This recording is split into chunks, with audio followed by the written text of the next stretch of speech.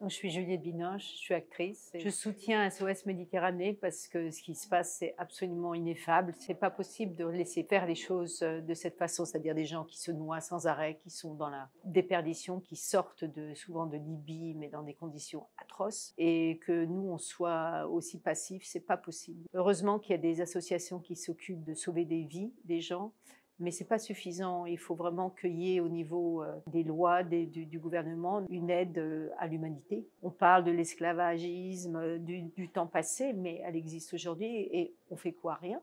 Je me sens totalement indignée par cette situation. Je sens que c'est important d'en parler, de lire plus de textes encore, d'écrire encore plus de textes, de faire des spectacles dessus, des films dessus, d'avoir des documentaires là-dessus. Je trouve que c'est important d'être conscient de ce qui se passe de nos jours. On ne peut pas rester passif, c'est criminel de rester passif.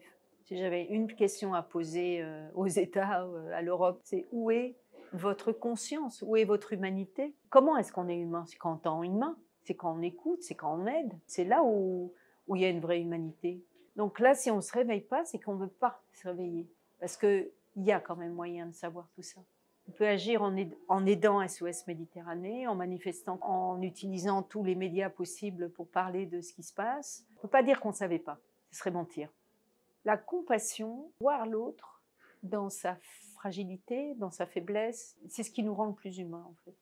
Et avec le changement climatique, ça va être de plus en plus réel. Les murs n'arrêteront rien. Il y aura forcément un grand chamboulement. Mais il faut se préparer et la préparation, c'est ça, c'est de se lier les uns les autres.